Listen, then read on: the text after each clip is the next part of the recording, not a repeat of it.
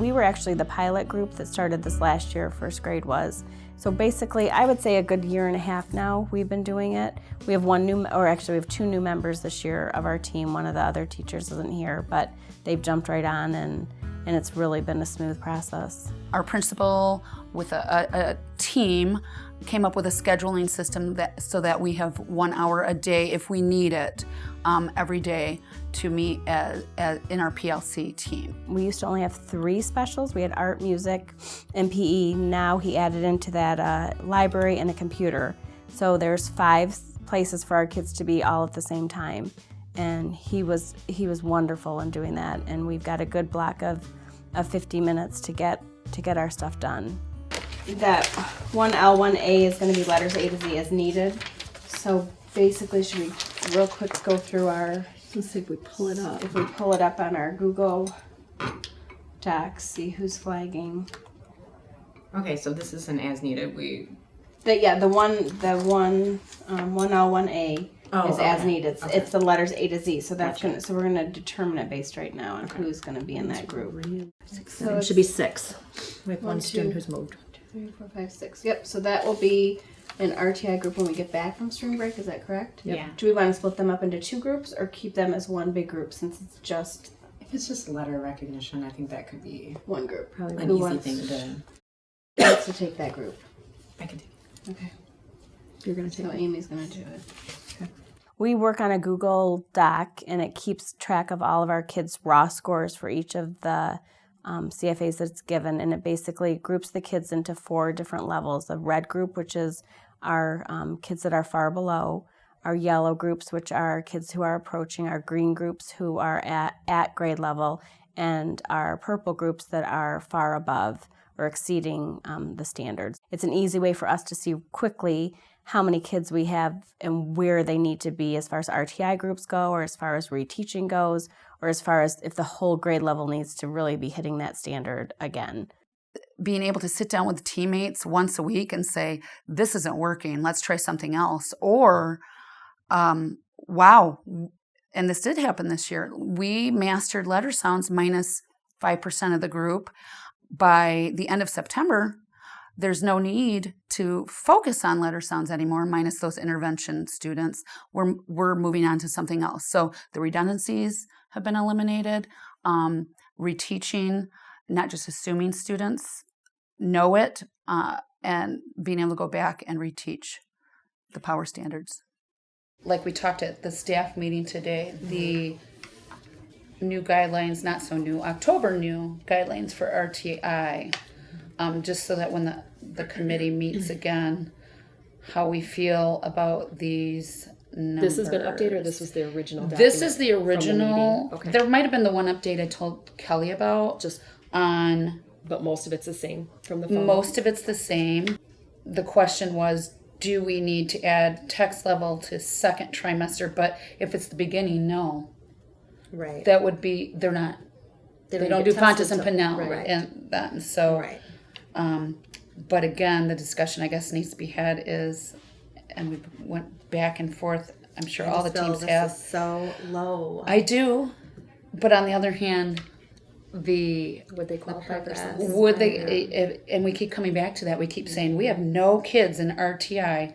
Letter ID, the scores are too. Our scores are too high. Letter sounds, blending, sight words. Yes, there's a few. 0 through 20, no. But then again, if you think about those students, we're saying our new paradigm shift is RTI versus skill building groups. RTI is for the kids that could potentially end up qualifying for special ed. So do you see those kids qualifying? None of mine that are in skill building. So it does work. It's just such a shift.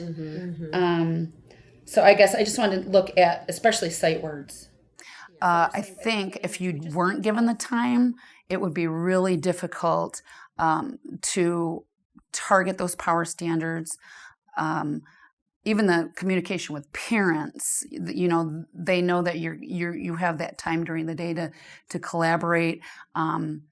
It's been beneficial. That's what was our biggest doubts, were the standards, and thinking that that it's too rigorous, that it's too hard for a 6-year-old to do.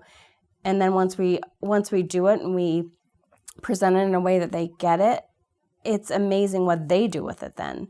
So I think there was a lot of fear, and I think there still is a whole culture of fear that people are making it out to be this evil demon that's not what we see it, because we're making up our own assessments on it.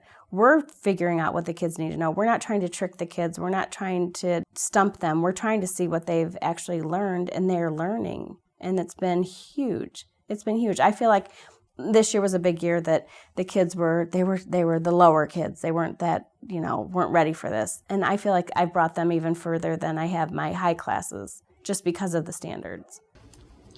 All right, then for ELA, it's the RL2, which I'll give you each a copy of it right now.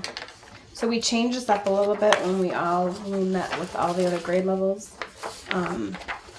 Before we were assessing, I don't know if you guys remember, we did the character setting, magical elements, all that. So based on what all the other grade levels were doing, we just changed it to this. So our rubric will look different, but I want you guys to look through it and tell me what you think. The story that we're going to be doing, it's another fairy tale. We're going to be doing Snow White. So they're basically going to retell the beginning of the story, the middle, and the end. So nothing to do with magical elements? Nothing to do with magical element. To get them to the challenge, we're going to do a lesson learned, which is the central message of the whole story of Snow White. Mm-hmm. So that will take them to the exceeds portion. You can see by the rubric on the back, basically for the beginning, they have to, in order to get the 2 points, they have to identify 2 or more details from the story. 2 things that happened in the beginning, and I have that in here. So I'm gonna change the directions and give this back to you guys. Read the fairy tale one time aloud for pleasure, for enjoyment, and then the second time we're gonna read for purpose. So I'll give these back to you guys with the changes in the directions. I think that'll be easier, so they'll know what they're focusing on. And when we give the purpose, we're gonna say we're looking at beginning, middle, end. And specifically give them that information up front so they know they're listening for those parts. And we're just reading this. They're not getting they're not getting a copy of this before No, this is something that I've been working on with my class, beginning, middle, end, and with everything. So I'll give you guys a copy of that if you want it. Okay. There's tons of rubrics out there with beginning, middle, end. I mean, you could trifold a paper. You can, but as long as they're sparsing those out. And then the tricky part's going to be the lesson learned at the end, which will really take them to the exceeds level. That's always difficult for them. I think being honest with each other and being able to not feel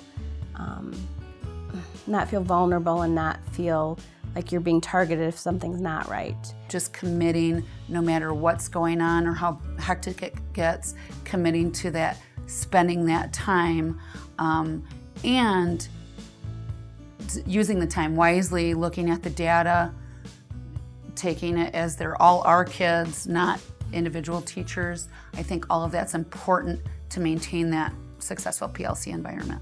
We see the end point, we see the whole picture of what's going on here, and I think that we see the value in it. We see the value of grading together, of creating together, of assessing together. And what's going to happen is the kids are all going to be getting the same thing in my class, in another class, in another classroom. Your students are struggling with something based on the data, and another teammates are doing very well because we've created that environment, being able to say, wow, what are you doing? I need to see this.